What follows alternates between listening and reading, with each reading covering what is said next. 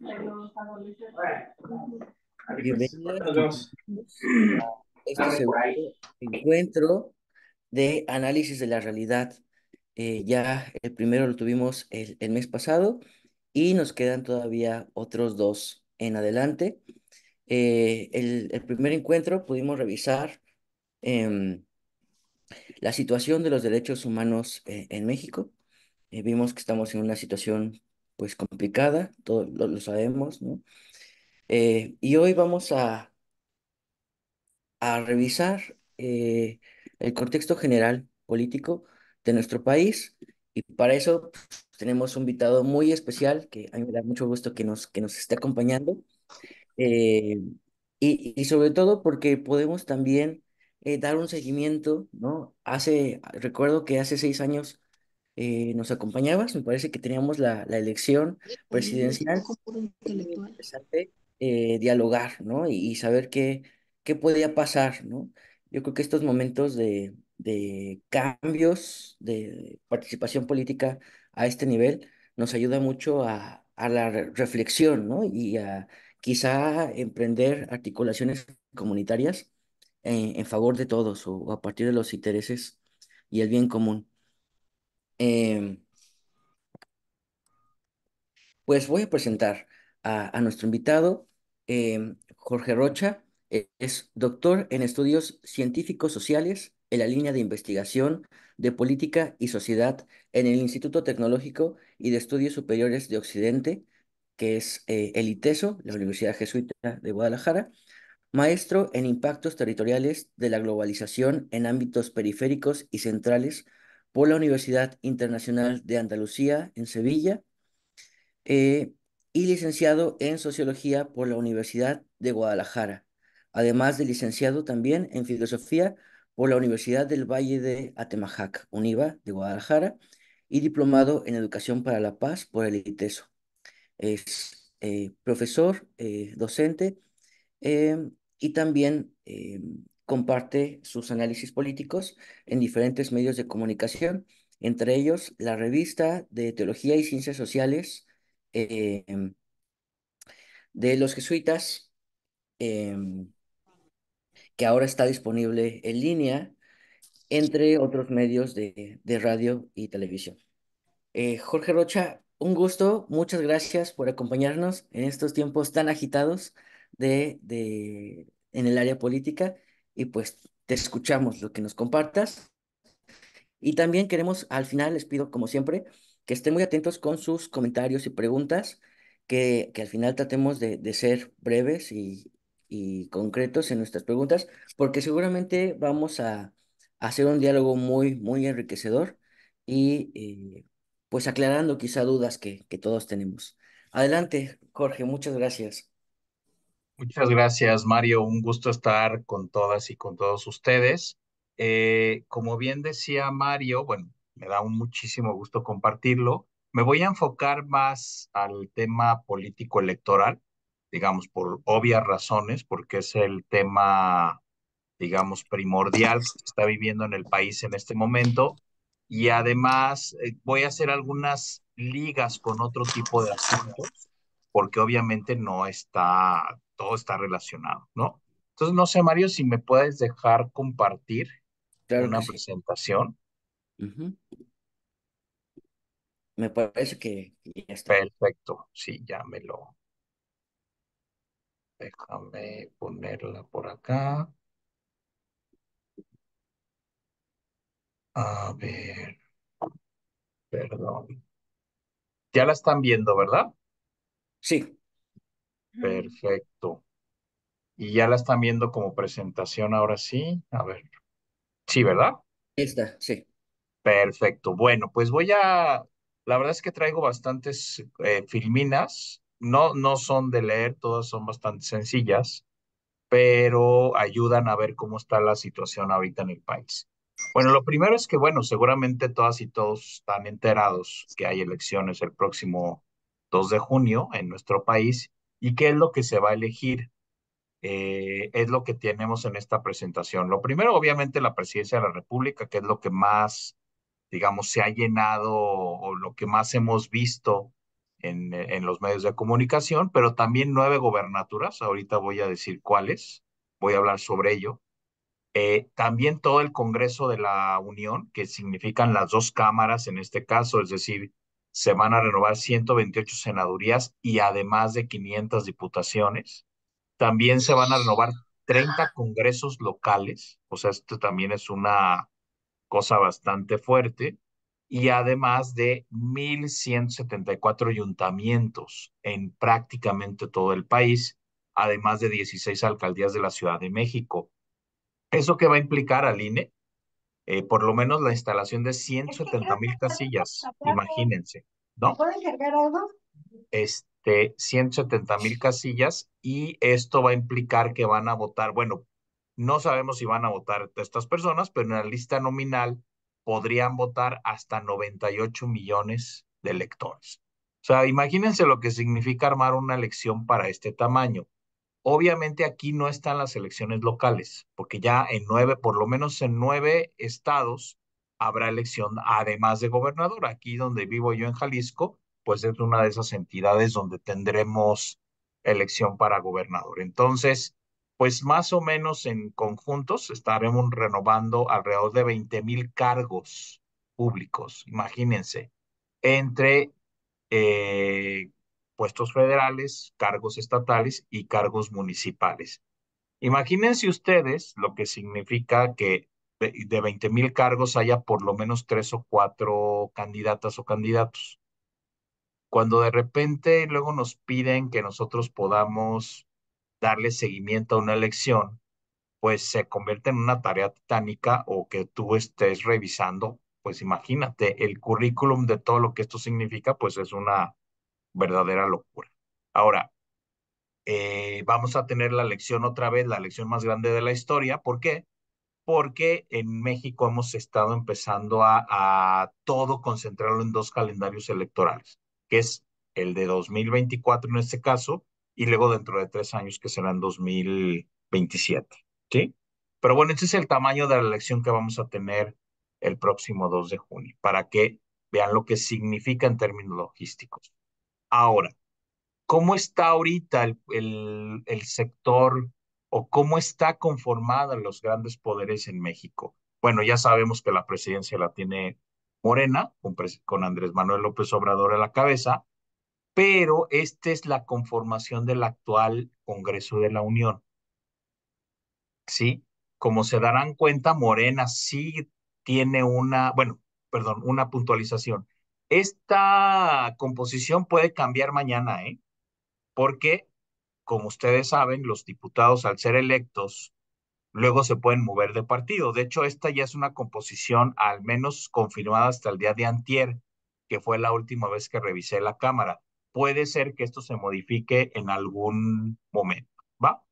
Entonces, como les decía, en este momento Morena tiene 201 diputados, el PAN tiene 112, el PRI tiene 71, el Partido Verde 40, el PT 33, Movimiento Ciudadano 28, el PRD 12 y hay tres que no tienen partido en este momento, ¿sí? Que esos sí llegaron por la vía de un partido, pero hoy ya no tienen partido político porque se pelearon adentro de sus propias fracciones parlamentarias. Hay un tema aquí clave y es la famosa mayoría calificada, que no sé si alguno sepa de qué se trata la mayoría calificada en el Congreso de la Unión, si alguien tiene alguna idea de qué significa eso. ¿Alguien sabe qué significa? Digo, nomás para saber cómo andan en términos de, yo le digo civismo avanzado. ¿No es esta mayoría o sea, el 50+1? No, esa es la mayoría relativa, algunos le llaman absoluta. La mayoría calificada es la que se requiere en México para hacer cambios a la Constitución. Y en nuestro país es las 2/3 partes. Como cuando tú haces un cambio a la Constitución es un cambio mayúsculo, entonces no puede ser con una mayoría más uno, ¿sí? Él no es el 50% más uno. En este caso son las 2/3 partes. Por ejemplo, el presupuesto federal sí se aprueba con mayoría relativa o mayoría absoluta. La mayoría absoluta es 50% más uno y Mayoría relativa es la mayoría, tal cual. De 100, si votan 38, bueno, 40 y luego 30 y luego 30, eso es mayoría relativa. Si yo gano con 51, es mayoría absoluta. Y mayoría calificada es dos terceras partes, al menos en nuestras legislaciones, y eso significa 334 diputados. Hoy Morena y sus aliados no tienen mayoría calificada. Se sigue hablando de que tienen mayoría calificada y eso no es cierto, ¿sí? Ahí hay una, ahí hay un recurso, digamos, propagandístico de la oposición a López Obrador que no está, ¿no? En este momento, el único partido con el cual Morena completa esa mayoría calificada es el PRI, porque le faltan alrededor de 50 diputados para completarla, ¿va? Bueno, esa es la composición actual de la Cámara de Diputados. La Cámara de Senadores es esta que tienen ahí.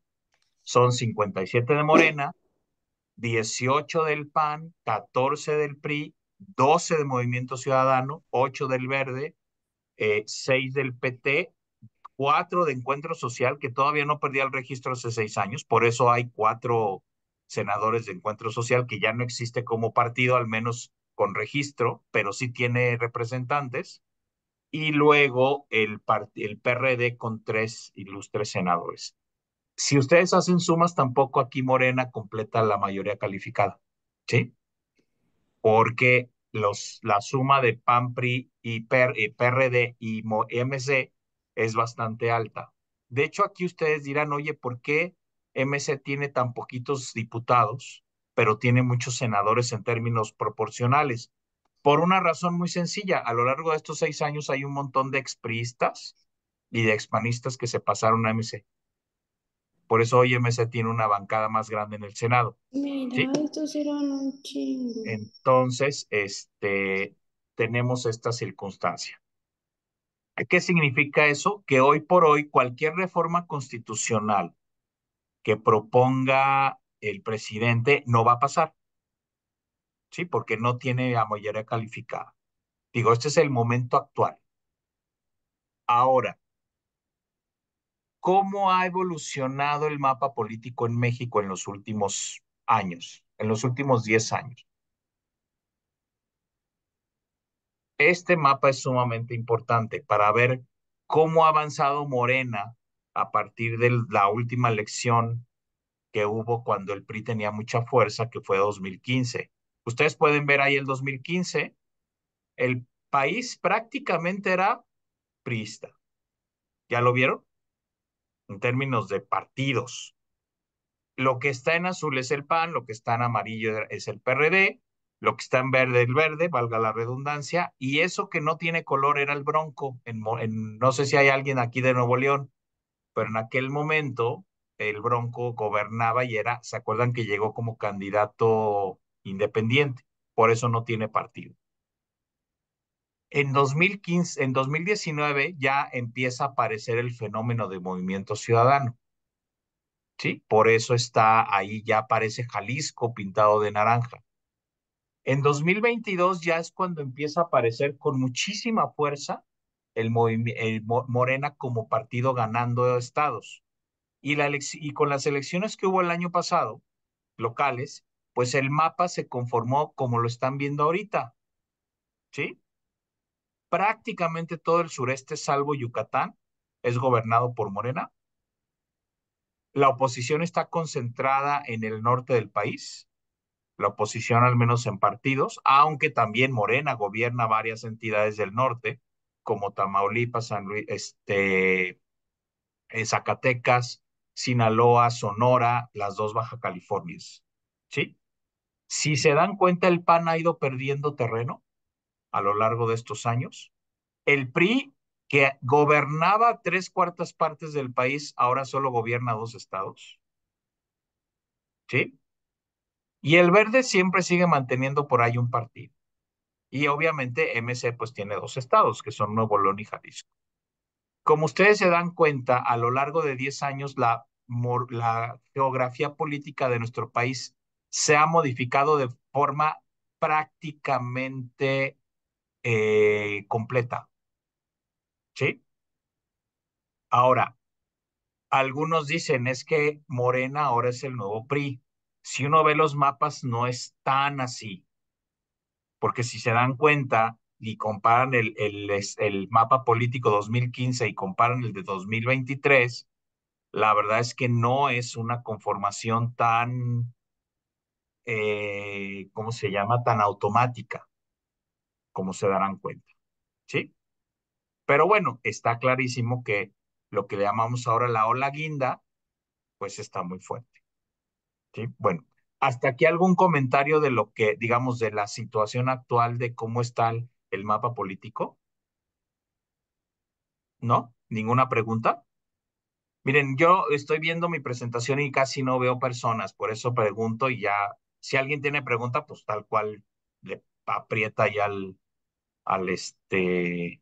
al micrófono, por favor. También si quieren podemos usar el chat por si tienen Ah, comentarios o dudas. Ahí las va, escribimos y en algún momento las recuperamos. perfecto, muy bien. Ahora,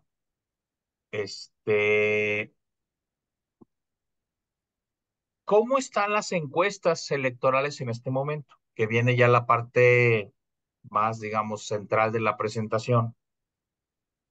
Bueno, perdón, antes, ¿qué estados se van a disputar en esta elección? Ahí están colocados. Es Chiapas, que gobierna Morena, Ciudad de México, que gobierna Morena, Guanajuato, que gobierna el PAN, Jalisco, que gobierna MC, Morelos, que gobierna Morena, Puebla, que gobierna Morena, Tabasco, que gobierna Morena, Veracruz, que gobierna Morena, y Yucatán, que gobierna el PAN. ¿Sí? Además de, bueno, ya lo que les había dicho de un montón de ciudades. ¿Cómo están las encuestas?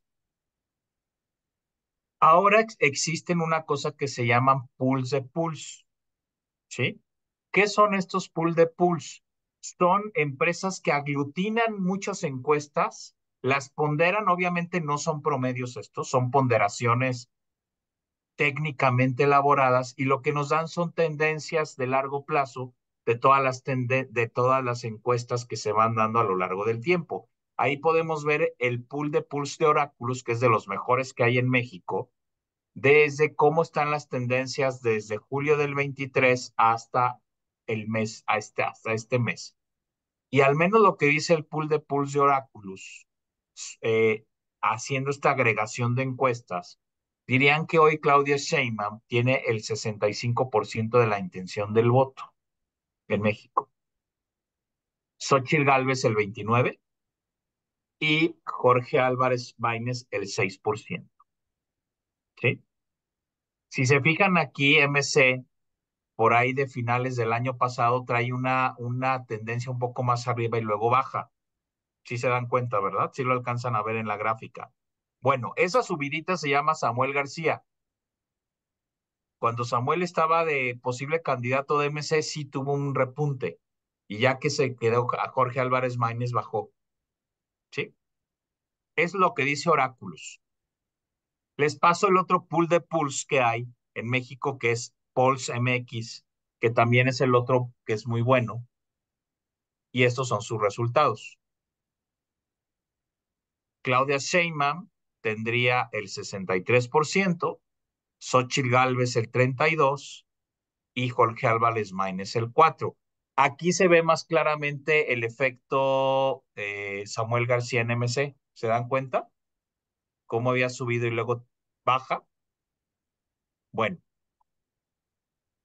si se dan cuenta, tanto Oráculos como Pulsa MX más o menos coinciden en resultados. En uno Claudia tiene 65 y en el otro tiene 63. En uno tiene Xochitl Gálvez 29 y en el otro tiene 32. En uno tiene Jorge Álvarez Maínez 6 y en el otro tiene 4. Eso que te habla de que hay consistencia de resultados. O sea, los dos agregadores más importantes de México, los dos más o menos coinciden con las tendencias. ¿Sí? A ver, de acuerdo a lo que estos dos pools mencionan y proponen, estaríamos hablando de que si no pasa nada extraño, Morena va a repetir en la presidencia. ¿sí? Porque remontar una diferencia de 30 puntos es prácticamente imposible hacerlo en 3 meses. Yo sé que aquí todo el mundo tiene corazones políticos, a lo mejor algunos dicen yes y otros dicen chin, no lo sé, digo, ahí ya cada quien tendrá sus preferencias políticas, pero parece que al menos la elección presidencial está prácticamente definida, ¿no? Digo, siempre puede cambiar, ¿eh? Siempre puede haber algún evento que te pueda modificar esto, pero en este momento, si las tendencias continúan, que además si se dan cuenta en el tiempo no se han modificado prácticamente, estaríamos hablando de que Claudia Sheinbaum será la próxima presidenta de México. Ahora, ¿cómo está? Y ven, aquí hay un fenómeno interesante. Esa es la aprobación presidencial de López Obrador a lo largo del tiempo. Casi, casi está ahí todo su sexenio. Estamos hablando de 2000, principios de 2019 hasta a la fecha. En este momento el presidente tendría una aprobación también, poniéndolo con agregadores del 69% y hay una desaprobación del 28%. ¿Esto qué significa? Que en este momento pasó algo que algunos preveían que podía suceder y que finalmente aconteció, y es que López Obrador logró transferir sus activos políticos a Claudia Sheinbaum. Lo voy a decir en otras palabras, quizá un poco más coloquiales. Hoy Claudia Sheinbaum es AMLO 2.0 en términos electorales. ¿Esto qué significa? Que muy probablemente vamos a ver a Claudia Sheinbaum en campaña, que además así ha sido en este último tiempo, no desdice en un ápice al presidente. Sí, no sé si se han dado cuenta de eso. Y tampoco propone nada distinto al presidente. ¿Por qué? Porque está claro que para Morena necesitan cuidar esa transferencia y esa transferencia es que Claudia Sheinbaum se convierta en una calca de Andrés Manuel López Obrador. Eso está sucediendo en este momento en México. ¿Sí? Ahora, bueno, eso es en la elección presidencial. No sé si alguien quiera, bueno, al rato voy a hablar de por qué está pasando esto, que quizás es lo más interesante, hablar de por qué esto está sucediendo. Pero no sé si hasta aquí alguien tenga alguna pregunta o duda.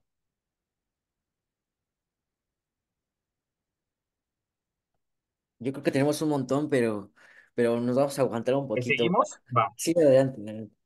va, va, va. Ahora, esto es en torno a la elección presidencial. ¿Qué pasa en los estados? Les voy a presentar los pools en las 9 gobernaturas. Digo, entiendo, Mario, que hay de todo el país ahorita aquí, ¿verdad?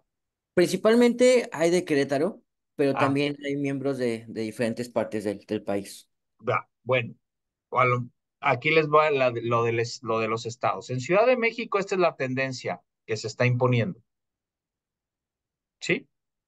O Ujú, sea, Clara Brugada, de acuerdo a estas encuestas, digo, no tiene la diferencia que tiene Sheinbaum sobre Xóchitl Gálvez, pero estaríamos hablando de un 58%, ¿sí?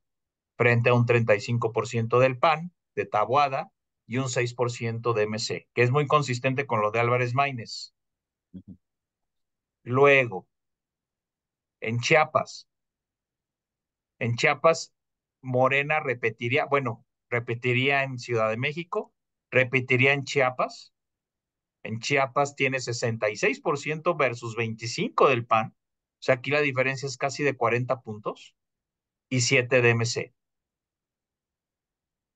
En el caso de Guanajuato, aquí la cosa está súper apretada. Ahí sus vecinos de Guanajuato, ¿sí? Aquí el PAN repetiría con 49% versus Morena, que tiene el 45% y M es el 5%. Aunque si hablamos en términos técnicos, estaríamos hablando de empate, ¿sí? Cosa que no había pasado. Aquí siempre, el PAN siempre ganaba en Guanajuato con cierta holgura. Luego Jalisco, aquí mi tierra. Aquí MC está poquito arriba de Morena. También podríamos hablar de un empate técnico.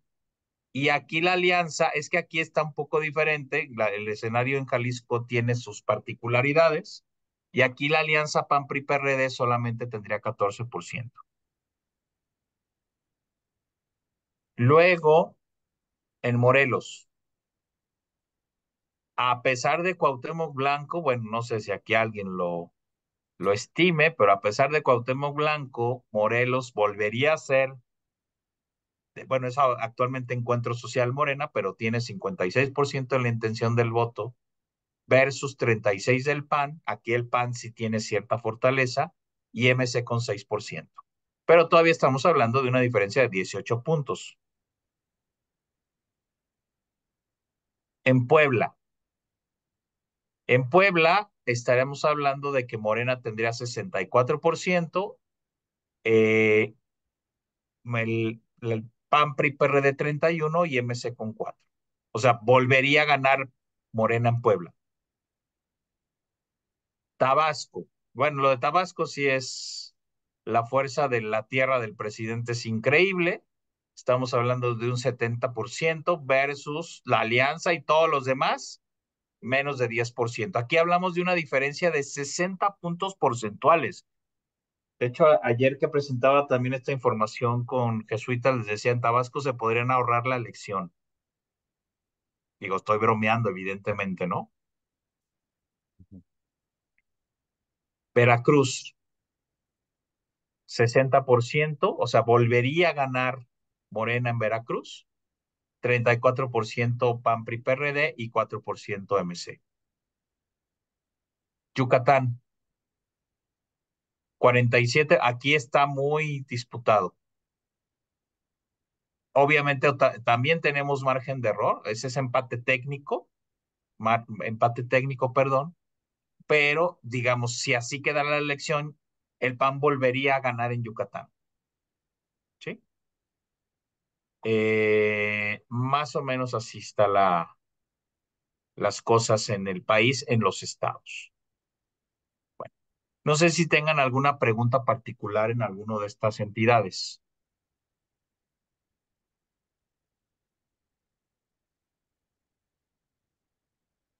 Pues yo nada más quisiera como aportar mi sorpresa, ¿no? Sobre este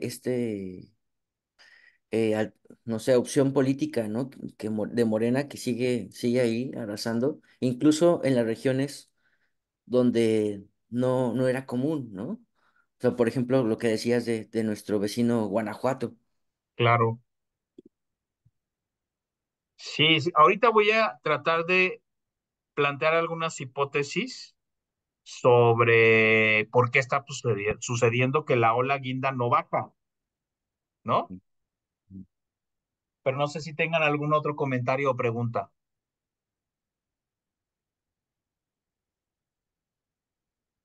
Bueno, espero que no sea porque están pasmados.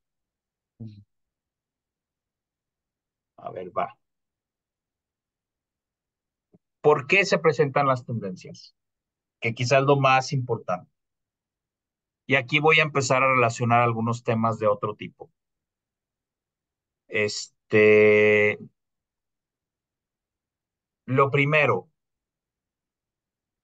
cuando se habla de que em, los programas sociales están impactando en la elección, es cierto, no es el único factor, indudablemente, pero sí están afectando. Hoy, vean esa gráfica. El 36% hasta el año pasado de los hogares en México reciben algún tipo de programa social. 36%. Ojo, el promedio de composición de un hogar, estos son hogares, no son personas, ¿sí? Porque puede haber un hogar que reciba dos ayudas. Cada hogar tiene en promedio cuatro integrantes, de acuerdo al último censo que tuvimos en el año 2020. ¿Eso qué significa? Que al menos esa ayuda directa la perciben esos 36% de hogares multiplicados por 4. ¿Sí? Estamos hablando de mucha gente que ve cómo el dinero sí llega directo. O sea, gente que tiene una tarjeta que dice bienestar, que va al banco y saca su lana. ¿Me explico?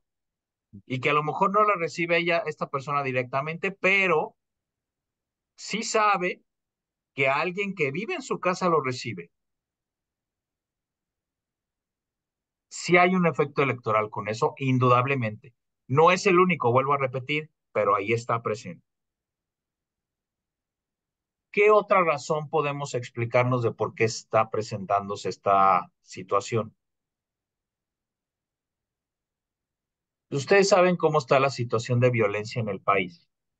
Este es el número de personas asesinadas en nuestro país de acuerdo a cada año por los últimos sexenios, empezando por el segundo año de Carlos Salinas de Gortari. Ustedes pueden ver ahí esas lomas. El año menos violento, si ustedes se pueden dar cuenta en términos de homicidios dolosos, fue 2007, cuando solamente tuvimos 8,000, bueno, solamente que son un montón de todos modos. Nuestro país tampoco es que haya sido el más pacífico del mundo, ¿eh? Pero en 2007 tuvimos la menor cantidad de personas asesinadas, que fue de 8,867. Claro que uno se pregunta por qué Felipe Calderón empezó la guerra contra el narco en ese año, porque ahí empezó, cuando teníamos el pico más bajo. Y a partir de la guerra, pues se dan cuenta cómo empezó a subir.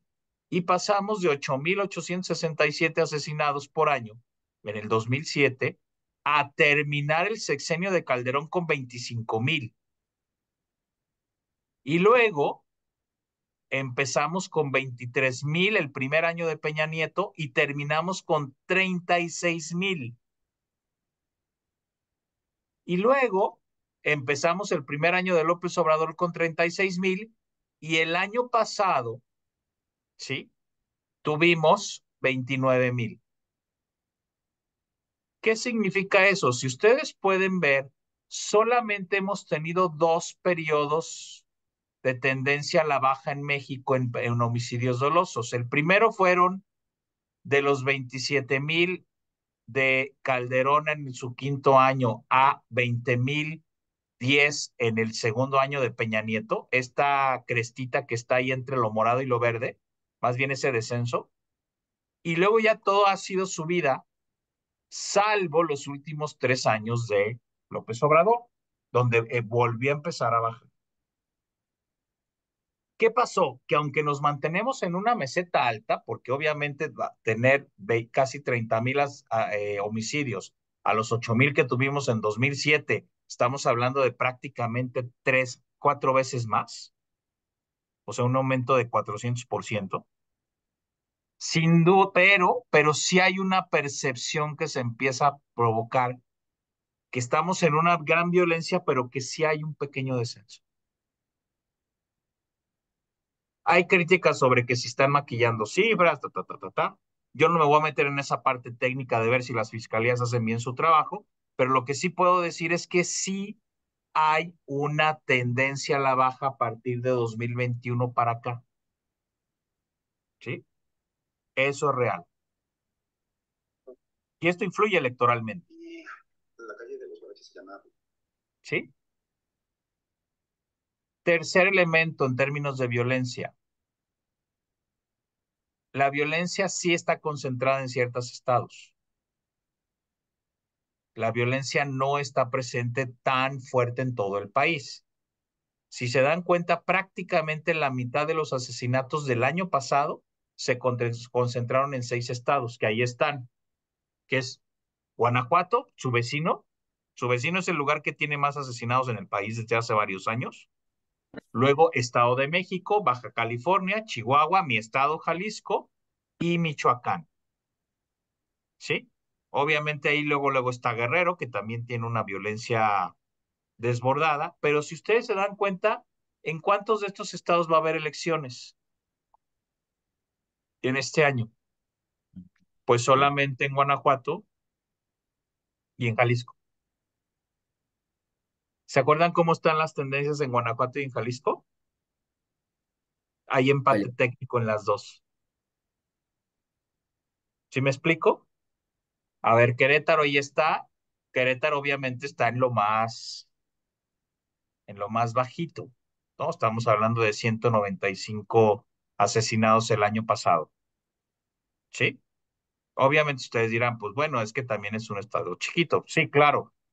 El estado, digamos, de los chiquitos que está en una situación complicada es Colima. Si se fijan, de los estados más chicos de México, Colima está entre los que tienen más, está a la mitad de asesinados. Y casi todos están concentrados en Ciudad de Colima. Por eso apareció ayer como una de las ciudades más violentas de México. ¿Queda claro? Bueno, ¿con qué quiero decir con esto? Que en este momento, La mano. este, En el centrito. en este momento, la violencia está muy concentrada territorialmente y por eso no tiene un impacto electoral generalizable, ¿sí? Lo tienen ciertos estados, pero en otros no. Más o menos queda claro. Si yo hiciera una de desaparecidos, aparecería más o menos lo mismo porque son los mismos estados. Sí, si yo lo cambio para desaparecidos es Jalisco, es Estado de México, es Sinaloa, ¿me explico? Este, así está.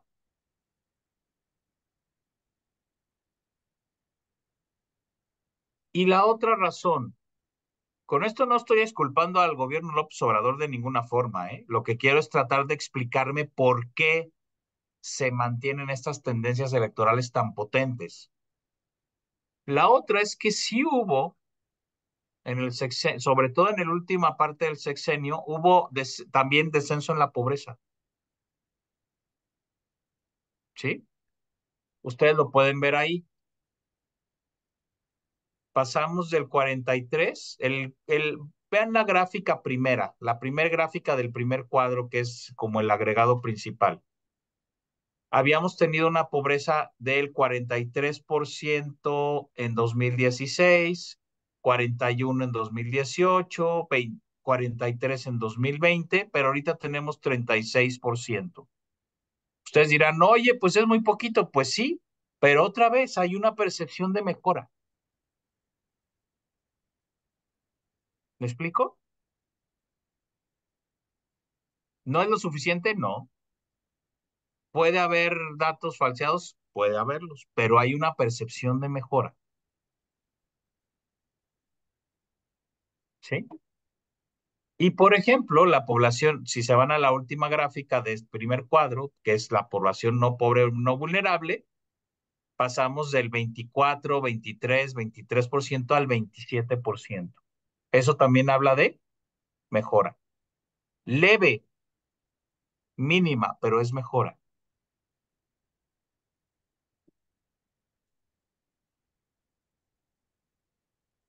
Otras interpretaciones. Bueno, aquí lo decía, sí existe una disminución mínima de la violencia a lo largo del sexenio, aunque nos mantengamos en una meseta alta. Sí hubo una disminución de la pobreza en el sexenio a pesar de la pandemia, además. Y este fenómeno de la paridad peso-dólar es muy potente, ¿eh? ¿Sí? Que luego vengan los paisanos de Estados Unidos y digan qué peso tan fuerte, eso tiene su efecto simbólico, ¿sí? Luego, casi, bueno, ponía que casi el 40% de los hogares es beneficiario de algún programa social del gobierno, lo que ya decía. También tiene que ver con que se mantienen estas condiciones de desigualdad social históricas en el país. O sea, a pesar de estas mejoras, la desigualdad está clara. Y hay una desigualdad donde dice el presidente López Obrador, yo atiendo a los más pobres y no a los más ricos. Esta forma de construir la geometría política de pobres contra ricos, fifís contra pueblo, liberales contra conservadores, o sea, todo el tiempo se repite esta lógica que tiene que ver con una desigualdad social que sí existe, no se puede negar. Por supuesto que también hay que decir que tenemos una oposición política prácticamente inexistente, sin capacidad de construir nuevos liderazgos e incapaces de generar una narrativa propia. Eh, lo voy a poner en términos de analogía futbolera. Morena es un equipo de primera división y la oposición es un equipo de tercera. ¿Sí? Otra razón. Hay una transferencia casi completa de los activos políticos de AMLO hacia Claudia Sheinbaum. Lo que ya les decía. López Obrador logró convertir a Claudia en una suerte de AMLO 2.0. ¿Sí? Por eso cada vez que AMLO propone algo, Claudia Sheinbaum va a decir sí. Y Claudia Sheinbaum no propone nada de sí misma. Si ustedes me preguntan hoy quién es Claudia Sheinbaum, la verdad es que yo no sé, porque no hemos conocido ninguna propuesta original. ¿Por qué? Porque hay este proceso de transferencia que están cuidando todos los días. ¿Por qué se mantienen estas tendencias? Porque hay un discurso de polarización política alimentado por todos, obviamente también por el presidente, que sigue acentuando la existencia de dos Méxicos, donde en la narrativa se dice el único que entiende a estas mayorías, a este pueblo, pues es Morena. Y eso se ha hecho de forma ininterrumpida los últimos 6 años. Ese discurso de polarización lleva al menos 6 años de forma ininterrumpida porque no hemos hablado de otra cosa más que de eso. ¿Por qué? Porque el presidente ha colocado la agenda pública desde hace 6 años prácticamente sin oposición. ¿Sí? ¿Por qué también se ha dado esto? Porque hay muy pocos actores que construyen puentes de diálogo, o se ubican en un lado o en el otro, pero no hay puentes. ¿Sí? Y además, lo decía ya, porque la crisis de violencia se agudiza en ciertos territorios y por lo tanto no tiene impactos electorales generalizables. ¿Va? Todas estas razones actúan de forma conjunta, complementaria, y para mí es la razón por la cual vemos estas tendencias electorales. ¿Sí? No sé si aquí hasta que hay algún comentario o pregunta.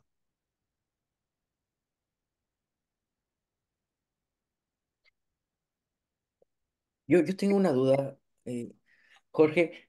O sea, ¿cómo es posible, o sea, esta analogía que decías, ¿no? Morena primera división, oposición tercera.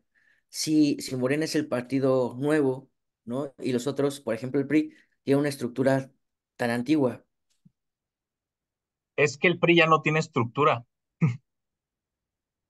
Si te has fijado, ha habido a ver, no todo cuando decimos que todo el PRI, el Morena es el nuevo PRI, ahí hay una parte cierta y una parte falsa. Eh, ¿Por qué? Porque Morena sí aglutina. A ver, hay expriistas, pero hay expanistas, hay gente que venía de sociedad civil, hay gente que venía del antiguo movimiento de la izquierda mexicana, ¿sí? Y hay gente que viene del PRD, por supuesto. Entonces, Morena es mucho más que el PRI, ¿sí? Claro, la gran bronca de Morena, pues es que es un verdadero desmadre al interior, ¿no? Lo que existe hoy, eso sí, es una gran figura que se llama López Obrador, que es capaz de cohesionar, pero es por eso que tiene esta fuerza. Y el PRI el PRI está lleno de rupturas internas hoy. ¿Ustedes creen que a Andrés Manuel López Obrador no le conviene que Alito Moreno sea el presidente nacional del PRI? Claro que le conviene. ¿Ustedes creen que a Andrés Manuel López Obrador no le conviene que Marco Cortés sea el presidente nacional del PAN? Claro que le conviene. Lo alienta, lo alimenta, ¿sí? Por supuesto. ¿Ustedes creen que todas las cosas en política pasan nomás porque sí? Claro que no. Entonces, por eso tenemos bueno, y si además, a ver, imagínate, en la alianza, bueno, ya ahora es, ¿cómo se llama? Corazón. No me acuerdo cómo se llama el nombre nuevo de la alianza. Pero si tú pones como los primeros plurinominales a Alito Moreno, Marco Cortés, a todos los viejos liderazgos del PAN, del PRI, del PRD, pues, ¿qué mensaje estás mandándole a la gente, no? Cuando le dices, esto es una candidatura ciudadana, ¿no? La de Xóchitl Gálvez, y luego pones a toda esta bola de señores y señoras que han usufructuado de la vida política del país toda la vida, ¿no? Claro, ustedes me dirán, oye, pero en el Morena están igual. Sí, en Morena están igual, pero hay un cheque que llega a las casas cada 2 meses, pero hay una situación de pobreza menos fuerte, pero hay un dólar, un peso que me gusta más frente a los dólares, ¿sí? Y pero hay un presidente que me cae bien y que veo que trabaja todos los días y que hasta ahora nadie le ha comprobado ningún caso de corrupción directa. Y ustedes dirán, oye, ¿y los hijos del presidente? Pero la gente dice, pues sí, son sus hijos unos patanes, pero no viven con él, ¿no? ¿Me explico? Esa es la diferencia. Y bueno, ¿qué hacer frente a esto? Hay unas propuestas de largo y de mediano plazo y de largo plazo. Por lo menos planteo tres. Una primera tiene que ver con una apuesta política de, al menos en el corto plazo, de impulsar el voto diferenciado, porque sí creo que necesitamos fortalecer contrapesos, ¿sí? La segunda es, y esa la dejamos de fondo, es impulsar una reforma política de fondo, un verdadero cambio de régimen. Nos lo debemos desde el año 2000, no lo hicimos en el año 2000. Ahora decimos que estamos retrocediendo. Yo creo que en realidad nunca salimos de donde estábamos, ¿eh? Y lo que tuvimos fueron muy buenos maquillajes, pero el cambio de régimen no se dio, porque son las mismas reglas del juego las que tenía el PRI, las que tuvo el PAN y las que ahora tiene Morena. Y obviamente, después de la alternancia política en 2000 dijimos, pues es que ya la hicimos, ¿no? Y entonces dejamos de hacer procesos intensos de formación ciudadana, que hoy por hoy está claro que hay que hacer, porque si se dan cuenta en este escenario, la sociedad civil está absolutamente desdibujada. Bueno, esta es más o menos la propuesta de análisis. A mí lo que me gustaría, voy a finalizar la presentación, pues que nos pongamos a platicar sobre, pues, cómo la vemos. Perfecto, Jorge. Muchas gracias. Creo que es muy revelador lo que nos dices y valdrá la pena revisarlo otra vez, ¿no? Para darle otra vuelta a esto, a todos estos datos nacionales y también locales, ¿no? Pues les invito a que con todo el respeto, ¿no? Que también debemos tener muy presente, eh, podamos compartir nuestras dudas y comentarios, quizá intentando ser concretos para que muchos de nosotros podamos participar. Entonces, si quieren, pueden levantar la mano aquí con las reacciones de Zoom. eh, También puedes compartirnos sus dudas y preguntas seguramente que tendrán, porque pues, estamos todos dentro de este proceso de agitación, ¿no? En la participación ciudadana. Entonces no sé quién quiera animarse a compartirnos sus dudas, comentarios.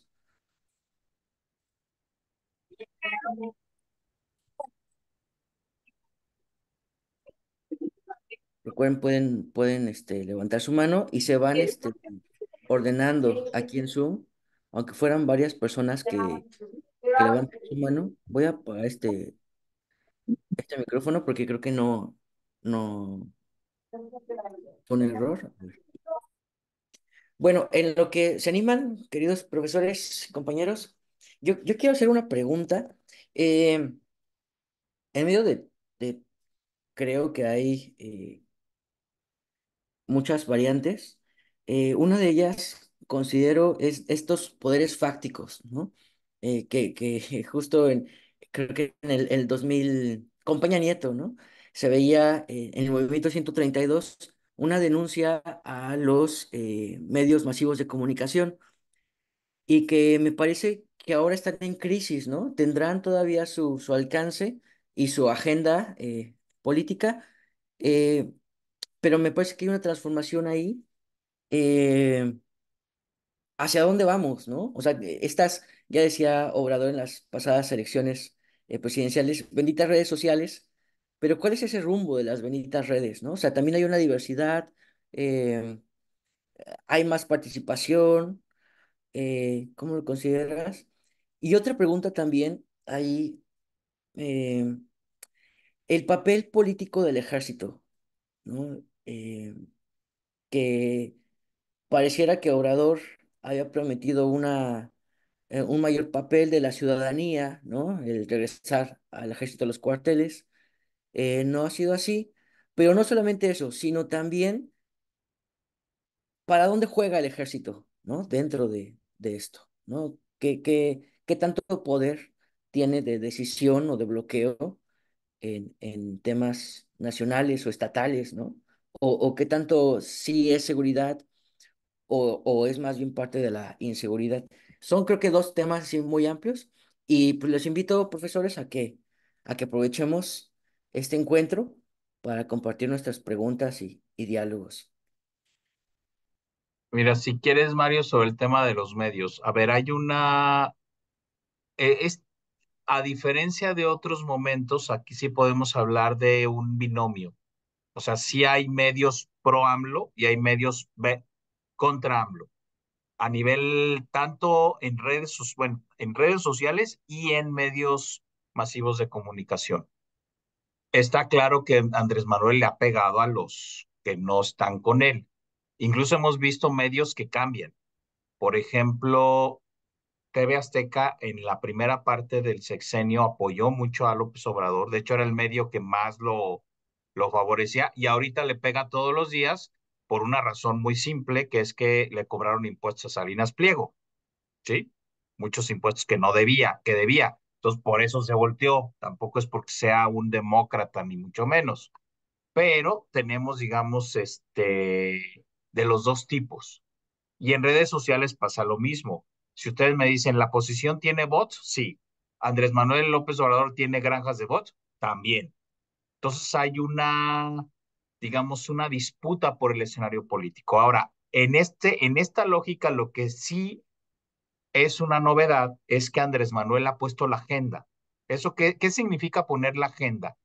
Que López Obrador todos estos 6 años ha dicho de qué hablemos, ¿sí? Eso sí lo ha hecho.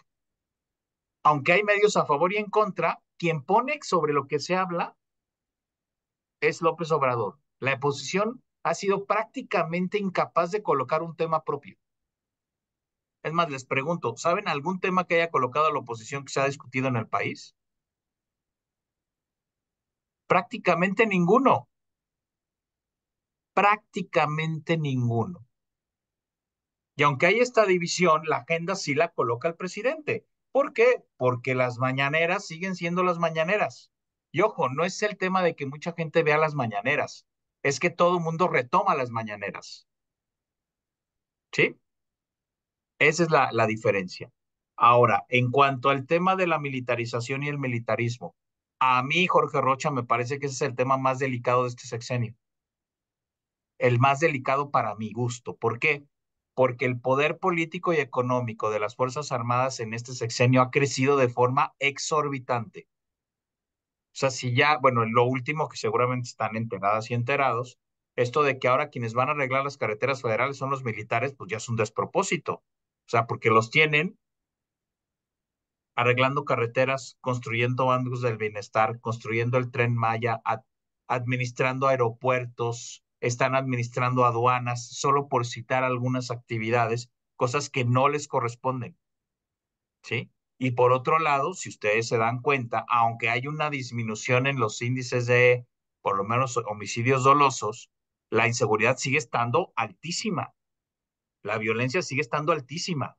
Por eso yo lo decía, hay una disminución que sí se caraquea, por decirlo así, y se percibe, pero seguimos en una meseta alta. Estamos muy lejos de aquellos 8.800 asesinatos por año, que ahorita tenemos bueno, 29.900. ¿Me explico? Sí. Pero el gran problema que tenemos es que hoy por hoy el ejército tiene una fuerza política y económica que no tuvo ni con Peña Nieto, ni con Calderón, ni siquiera, tampoco. Mucho menos con Fox y mucho menos con los presidentes priistas. A mí ese es el tema que más me preocupa de todos, ¿eh? El tema del militarismo. De hecho, las críticas que le ha hecho el presidente al Centro Pro de los jesuitas tienen que ver, el tema central es el ejército. ¿Me explico?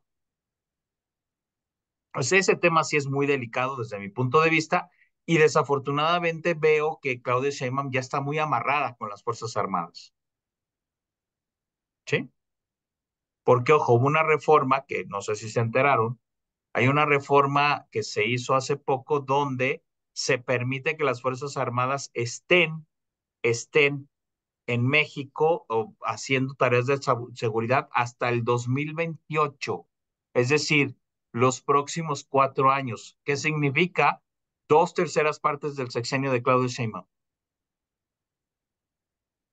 Y ojo, esa penetración del ejército no se corresponde con la bajada de los niveles de violencia. ¿Sí? Bueno, no sé si queda un poco, al menos, bueno, esa es mi visión al respecto de esos dos temas. Por ejemplo, bueno, adelante, profesores, quien tenga un comentario o una duda, saben que estamos aquí para eso, para compartir, para enriquecernos entre todos. Eh, sobre esto, en lo que alguien se anima a participar, eh, ¿ves también, por ejemplo, esta captura de Cienfuegos como un tema de quiebre? Eh, por ahí se dice, ¿no? Que fue como un núcleo del poder militar que cambió el rumbo del gobierno federal de Obrador, ¿no? Yo no sé si fue la ruptura lo de Cienfuegos. A ver, el tema es que López Obrador tenía, ojo, acuérdense, López Obrador como candidato dijo que iba a regresar a los militares a los cuarteles. Claramente, lo dijo. Y dijo que en Ayotzinapa iba a hacer justicia. La pregunta es por qué no solo no lo regresó a los cuarteles, sino que los tiene administrando aduanas, y por qué el caso de Ayotzinapa no tiene, o sea, no se avanzó en la investigación contra el ejército. Algunos dicen que muy, muy, muy al principio el presidente llegó, o el ejército llegó con el presidente y le planteó la situación de violencia en el país. Y que a propósito de eso, el presidente se compró la idea de que los únicos que lo podían sostener y sacar de ese embrollo eran los militares. Y por eso cambió tanto. O sea, es en el tema donde más cambió su forma de actuar, ¿va?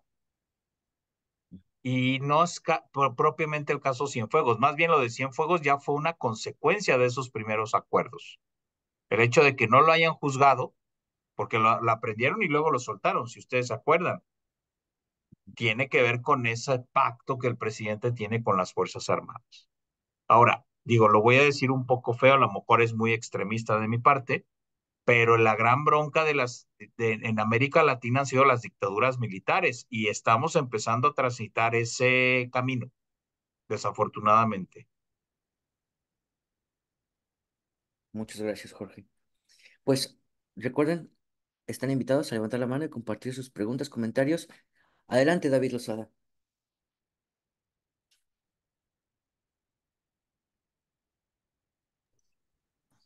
Hola, ¿qué tal? Buenas tardes a todos. Espero que estén muy bien.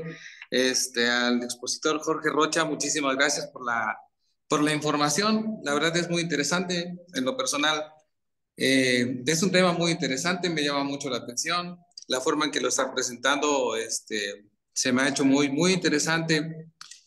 Yo nada más, bueno, quisiera hacer una breve participación, un comentario. Yo creo que como mexicano, quiero hablar como mexicano, creo que estamos en un momento de un cambio y de verdad no lo digo por comprar ningún partido ni mucho menos, porque no es la intención, pero yo creo que estamos dejando historia,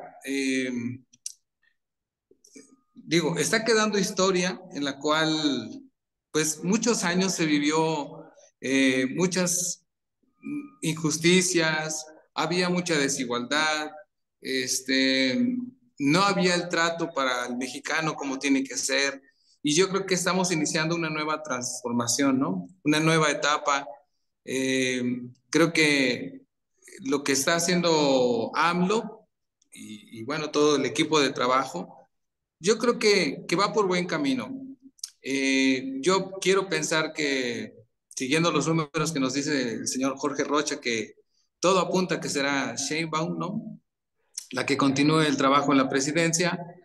Pues ojalá y siga la misma tendencia de esa parte de apoyar, de seguir apoyando al mexicano, al mexicano que lo necesita.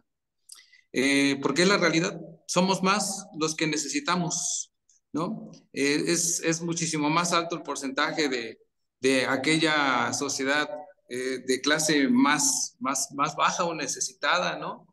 Que los que realmente tienen un poquito más. Entonces, yo creo que estamos entrando en una nueva etapa, en un cambio, en una transformación. Es cierto que todavía hay cosas que mejorar. Un tema muy interesante es lo que tocaba usted cuando decía lo de los militares, ¿no? Esa es una realidad. Creo que si yo tuviera la oportunidad de estar frente a AMLO, creo que es algo que le diría justamente eso. Eh, pero bueno, creo yo que no podemos comparar un sexenio contra 90 años que están atrás, ¿no? En los cuales, pues tristemente, no hubo un avance, es más, incluso hasta retrocedimos en muchos aspectos, ¿no? Y bueno, yo quisiera preguntar nada más también, aprovechando ya el espacio, desconozco la verdad en este momento cuántas cosas se privatizaron en este sexenio. Digo, para hacer la comparación contra otros sexenios, ¿cuántas cosas se privatizaron durante este sexenio? Muchas gracias. Muchas gracias, David. Pues gracias por tu participación, por tu comentario. Y también aquí Jonathan Brizuela nos dice en el chat, desde mi punto de vista breve y con familiares militares, creo que es mejor tener al ejército haciendo algo proactivo y propositivo para la nación que tener militares y políticos corruptos. Bien. Y bueno, también otros comentarios que quieran hacer, dudas. Yo quiero añadir algunos más. Me parece que, por lo menos es mi impresión, ¿no? Que cuando en las pasadas elecciones se veía que, que sí iba a haber un cambio, por lo menos de partido, ¿no? En la presidencia. Y a pesar de que tal vez, si se cumplen estas encuestas, Sheinbaum gana incluso con mayor votos que Obrador y mayor porcentaje, parece que no está con la misma fuerza, ¿no? Y por ahí va el comentario porque esta unidad que dices que Obrador logra aglutinar ya va de salida. Entonces, estamos quizá por ver la disolución de Morena, ¿no? Y también como otro cambio en la estructura política. Quiero sumar también otras dos cosas. Por ejemplo, este país, con la inseguridad que tenemos, con estos números de muerte, ¿cuánto tiempo va a aguantar? ¿No? O sea, ¿cuáles son los riesgos? La desintegración nacional, eh, la pérdida de Estado, ¿no? Que ya pasa en algunas regiones. Y otra más, creo que Obrador un poquito también coqueteaba o dialogaba con otros poderes internacionales aparte de Estados Unidos, ¿no? Como que tenía un acercamiento con China, ¿no? Hay las bromas que se hacían con Rusia, pero me parece que quizá por el problema de Estados Unidos-China hay una mayor integración de Norteamérica.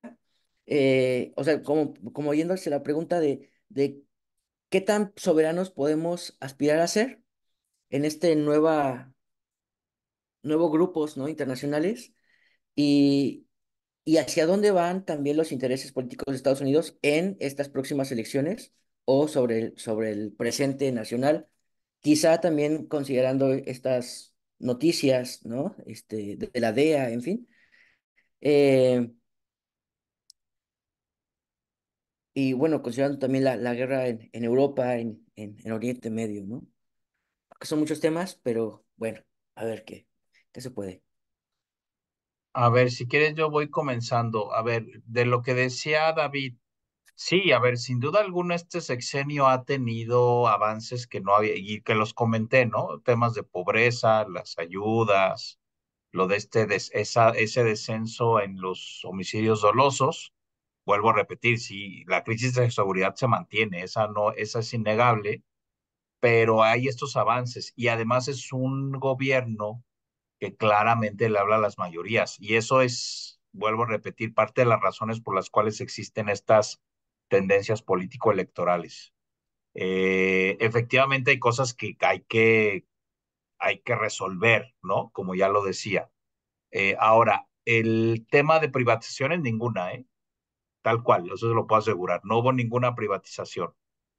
De hecho, al contrario, ahí hay un debate sobre si tuvo que haber eh, ¿cómo se llama? Construido dos bocas el presidente o no. Yo personalmente creo que sí, era un necesario hacerlo. Si se acuerdan, decían, es que ya no va a haber gasolina para vender, o más bien, ya no se va a necesitar producir más gasolina. Bueno, eso significaría que todos tuviéramos 1 millón de pesos para comprarnos nuestro Tesla, cosa que obviamente muchos decíamos no va a suceder. Todavía necesitamos tener gasolina propia, o sea, yo creo que sí. El modelo de construcción ha tenido sus asegúnes, por supuesto, y eso podría ser harina de otro costal, pero digamos, en términos de privatizaciones no hubo ninguna. Ahora, sobre el asunto de seguridad, la crisis de seguridad ahí está. Y el gran tema y la discusión es si hay esta crisis de seguridad, ¿por qué las Fuerzas Armadas no están dedicadas solo a ello? Ese es el tema. ¿Por qué están en las aduanas? ¿Por qué están administrando el Tren Maya? ¿Por qué están administrando el AIFA? ¿Por qué administran como, si mal no recuerdo, 10 aeropuertos de ciudades del país? ¿Sí? Ese es el gran tema. Ahí hay una presuposición de que los militares hacen mejor las cosas que las personas, como lo dice Jonathan. Ahora, yo creo que de ninguna forma nadie recrimina, a las Fuerzas Armadas en su sentido original, ¿eh? Eso nadie lo está poniendo sobre la mesa. Más bien tendrían que estar abocados en los temas de seguridad, estrictamente hablando, ¿no? Y ahí es donde no se ven los avances, sustantivos. Ahora, sobre la crisis de seguridad, a ver, pues sí está, a ver, a lo mejor ustedes que viven en Querétaro, la mayoría, lo decía hace rato, la percepción de inseguridad es muy distinta a la que, por ejemplo, vivimos en Jalisco, ¿no? Donde aquí es el primer lugar de personas desaparecidas y el quinto lugar de homicidios. México en el tema de seguridad se ve desde donde vivas. Por eso decía que eso no tenía efectos electorales generalizables, como lo comenté hace rato. Pero sí es muy distinto lo que se vive en ciudades como Querétaro o Mérida, ¿no? A lo que vive Colima, o lo que vive Guanajuato, su vecino, o lo que vivimos en Jalisco, o lo que vive Sinaloa. La perspectiva cambia de forma diametral. Ahora, hay un saldo, a ver, sí hay una deuda del presidente en términos de seguridad hacia el país. O sea, eso es innegable.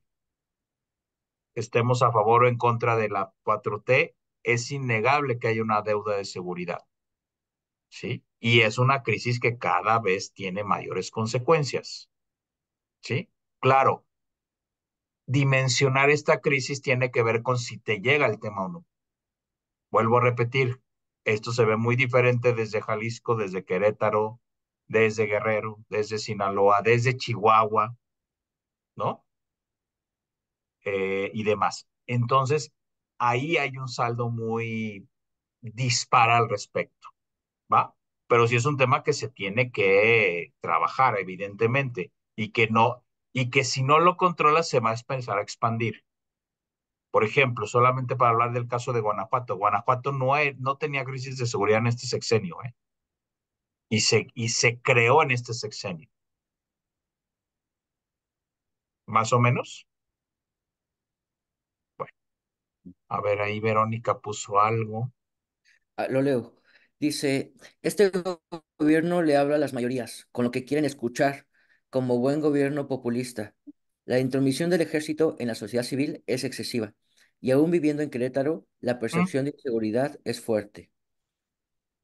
es una percepción distinta. Ciertamente, a ver, habrá que ver, digo yo, esos datos si no los tengo, de los delitos de fuero común en cada estado, porque eso es un tema que se ve por cada una de las entidades como tal, ¿no? Pero vuelvo a repetir, creo que sí me atrevería a decir que una agenda importante, pues es este asunto de la inseguridad en el país, ¿no? Claramente. Y bueno, lo de populista o no, ahí hay un debate fuerte, ¿eh? Hay algunos que dicen que sí es populista, otros dicen que es más bien popular.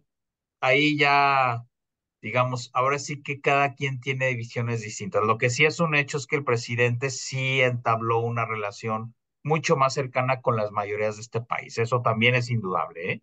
Indudable.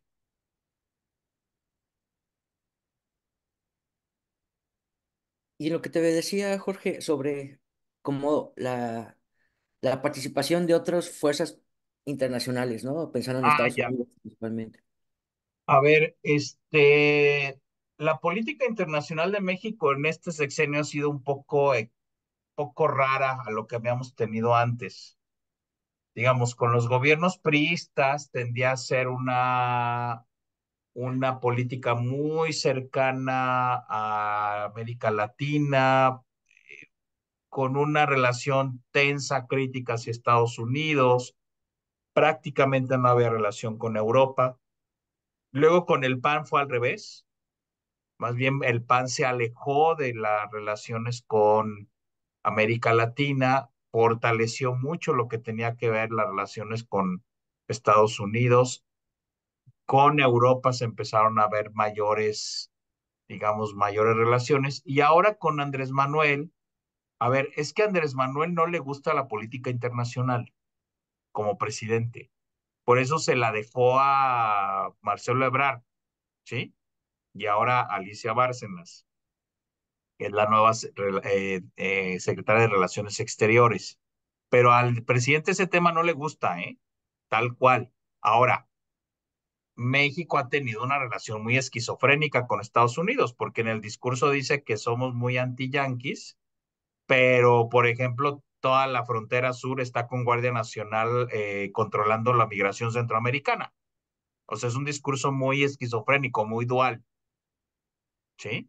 Por ejemplo. O eh, López Obrador dice que es muy anti-yanqui, pero, pero firmó la nueva renovación del Tratado de Libre Comercio, que es el TEMEC. Entonces también otra vez una relación ambivalente. ¿Me explico? Entonces, por eso ha sido un poco difícil, ¿cómo se llama? La política exterior de López Obrador. O, por ejemplo, plantea una relación cercana con China en algunas cosas, pero en términos reales el comercio internacional es con Estados Unidos, básicamente. ¿Va? Entonces, pues, es una relación muy esquizofrénica la que ha tenido el presidente, donde hay un discurso más bien de soberanía nacional, pero luego la política económica ha sido bastante neoliberal, ¿eh? Para decirlo en sus propias palabras.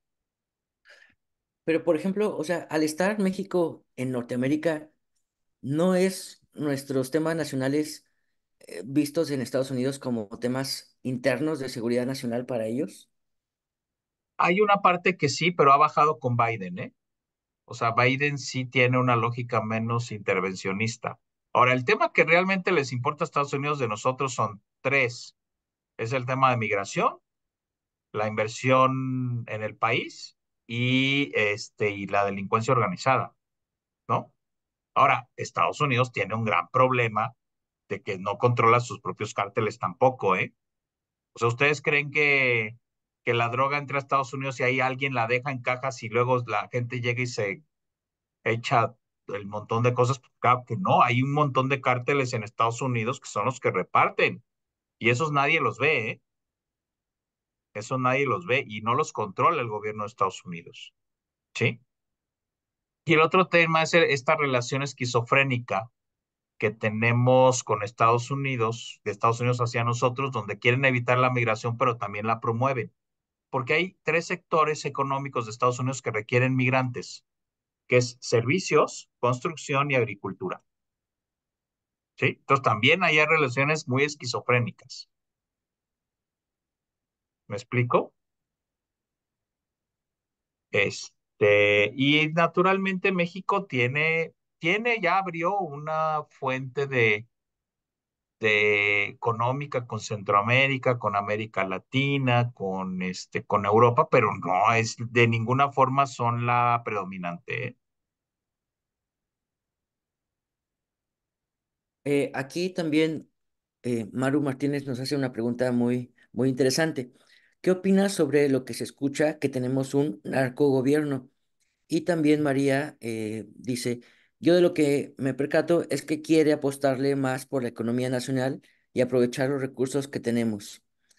Sobre esto, Jorge, quería continuar con lo que nos decías sobre el narco en México y en Estados Unidos. Estos casos que se han expuesto en donde la DEA tiene una relación de, no sé si filtración o de cierto control del narco en México, ¿no? Esto de que pasan armas para más o menos saber dónde está, ¿no? Los agentes de la DEA que están funcionando acá. Eh, yo había escuchado por ahí que, que incluso, o sea, es una fuente muy, muy grande económica, ¿no? La del narco y que Estados Unidos no estaba interesado en que disminuyera, ¿no? Sino que al contrario, promovía pues el negocio, ¿no? Del narco, quizá desde la DEA. Bueno, A ver, dos datos sobre este tema, y eso es para que ustedes lo piensen. Uno, en los últimos 10 años, la cocaína que entraba de México a Estados Unidos, producida desde Colombia, pasamos de 40,000 toneladas de cocaína hace 10 años, hace 15, perdón, a 400,000 toneladas de cocaína, ¿sí? Ustedes díganme cómo se ocultan 400,000 toneladas de cocaína. Díganme cómo se hace eso.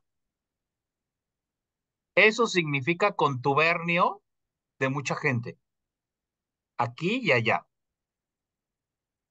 ¿sí? De repente cuando tú ves que hacen estos programas que agarran mulas, sí saben que es una mula, ¿no? Esta gente que luego trae droga y la pasa por los aeropuertos internacionales, ¿sí? Cuando agarran esas gente que dices tú, pues traía 1 kilo de cocaína o 1 kilo de heroína, pues nada tiene que ver con las 400,000 toneladas solo de cocaína que pasan o que entran. O que México es el principal productor de metanfetaminas del mundo, o que México es el segundo productor de amapola en el mundo y compite con ello contra Afganistán. ¿Dónde se oculta eso? Díganme, ¿sí? Eso significan contubernios aquí y allá, ¿sí? Primer dato. Segundo dato, hoy por hoy hay muchos datos periodísticos que han hecho narcos a todos los políticos de este país, ¿eh? Muchos estudios de muchos tipos. Hoy por hoy, el único caso comprobado que tenemos es el de García Luna. Todo lo demás son acusaciones, pero el único caso comprobado donde dice sí, hay un alto funcionario que ayudó a las redes criminales y que hoy está en la cárcel, se llama Genaro García Luna. Es el único comprobado, ¿sí? Hay sospechas sobre Peña Nieto, hay sospechas, pero solo son sospechas. Hay sospechas sobre López Obrador, hay sospechas, pero solo sospechas. Por ejemplo, Hoy este por, caso de, perdón, de García Luna, ¿no implica también a quien era su jefe? pues ustedes me dirán, seguramente sí, porque ahí hay dos cosas con Felipe Calderón, o era muy tonto o estaba coludido. No hay dos, no hay más que de dos sopas. Sí, si eres presidente y no sabes eso es que te habla de un nivel de incompetencia mayúsculo, ¿sí? O es que sí sabías si estabas coludido. Pero ojo, solo es el único caso comprobado hasta ahora, ¿sí? Entonces, y a todo mundo se le cuestiona al respecto. Hay un montón. A mí, mira, a ver, en estas cosas no me gusta hacer especulaciones, porque son temas extremadamente delicados. Pero lo que es un hecho es que hay redes criminales que están confabuladas, porque si no, no podrían hacer estos traspasos de mercancía. O lo igual, el montón de armas que entran. ¿Ustedes creen que esas las guardamos en una bolsita? Pues no, a ver, imagínate lo que significa pasar un cuerno de chivo, ¿verdad? Eso significan contubernios allá y aquí, ¿sí? Así de sencillo. Ahora, hay gente especializada que habla de que hay niveles de penetración muy altos de la delincuencia organizada con gobiernos. Hoy por hoy tampoco eso, o sea, no hay una cifra en firme que podamos colocar. Si quieren saber de ese tema, pueden leer a un señor que se llama Edgardo Buscaglia, que es el que más ha trabajado ese asunto. Se los pongo en el chat para que... Pues en lo que Jorge nos escribe en el chat, yo les quiero invitar para que vayan haciendo quizá alguna última pregunta, un último comentario. Y estamos llegando al final del tiempo de este encuentro. Creo que ha sido muy, muy interesante, muy valioso. Y también creo que esto aporta, ¿no? Esta invitación a hablar con mucho respeto de todas estas cosas, ¿no? Porque me gusta esto que mencionas, Jorge, ¿no? De que todos tenemos un corazoncito, ¿no?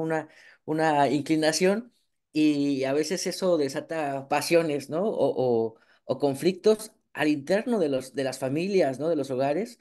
Entonces, cómo llevar esto en un tono que construya en lugar de que eh, surja la división entre nosotros, ¿no? Ahora, les Entonces, voy a decir, perdón, Mario, la adelante. clase política que se pelea en lo público se va a cenar en lo privado, ¿eh? No vale la pena que nos peleemos por ellos, ¿eh? La verdad.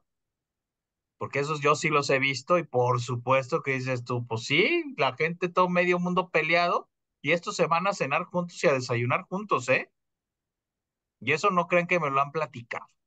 O sea, porque todos son, por eso vemos luego estos traspasos y brincos de un lado a otro con una facilidad pasmosa y mientras acá nosotros peleados entre nosotros, la verdad es que sí, pues no, no vale la pena, ¿eh?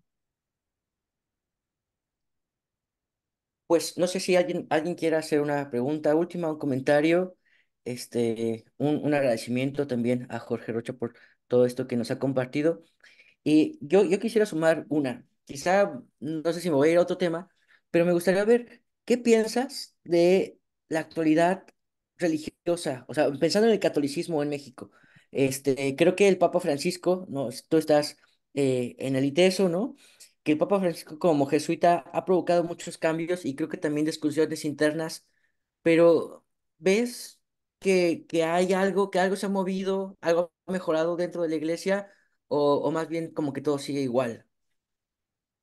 A ver, yo lo que veo es que si hay una ola de renovación, ¿eh? O sea, si hay un viento fresco, se hablaba en otros momentos. Hay documentos muy contundentes, obviamente Fratelli Tutti es Laudato Si son documentos sumamente contundentes al respecto. Sí creo que hay una apertura, aunque hay un sector de la iglesia que sigue siendo extremadamente conservador, eso seguramente ustedes lo perciben, pero yo creo que son tiempos buenos. Ahora, la clave, y yo creo, ahí coincido mucho con el Papa, es que la iglesia se meta a las agendas de frontera, a los temas de frontera, es decir, en el caso de México es a los temas de migración, al acompañamiento a pueblos indígenas, a acompañar a las familias con personas desaparecidas o con personas asesinadas. Es decir, yo creo que eso sería el gran aporte ahora de la iglesia, más allá de estarnos metiendo en otras cosas. Yo digo, hay que estar ahí, en donde está la línea de fuego. Yo creo que es el llamado, el profetismo que se tiene que vivir en este momento, me parece. Y creo que ahí el Papa Francisco pues ha ayudado a que esas expresiones vayan cada vez aflorando más, ¿no? Yo sí creo que tiene que ser, como él lo dice, una iglesia en salida, ¿no? Claramente, porque además ustedes que trabajan en sector, bueno, aquí te decías profesoras, profesores con jóvenes, pues está claro que las viejas formas del catolicismo ya no tienen nada que ver con los chavos de ahora, ¿eh? O sea, esas formas se van a terminar por extinguir y tenemos que pensar en una lógica distinta. Y creo que hoy por hoy, para mí, el encuentro con Dios se da en esas realidades de mucha mejor forma. Pues muchísimas gracias, Jorge. Yo creo que ha valido muchísimo cada una de tus palabras. Y esto no, último creo que nos da mucha luz, ¿no? Para unir lo social, ¿no? Lo de todos los días, también con la importancia que le damos a lo espiritual, ¿no? A lo católico. Pues te agradezco muchísimo que otra vez nos hayas acompañado y creo que nos das luz, ¿no? Para vivir estos tiempos de tanto diálogo y debate. Pues más bien gracias a ustedes por el espacio y pues pues a ver qué nos depara el futuro. Y muchas gracias, ¿eh? Espero que les haya ayudado y mira, yo siempre digo, lo que les ayude y les sirva, pues se lo quedan y lo que no lo hacen bolita y lo tiran a la basura, ¿eh? WhatsApp de audio. Gracias. Bueno, Ahí están. Agradecimiento de muchos profesores, compañeros, compañeras y pues un abrazo fuerte, Jorge. Que estés muy bien. hasta luego. Bueno. Gracias. Hasta luego. Bye. Gracias. Que estén muy bien. Hasta luego.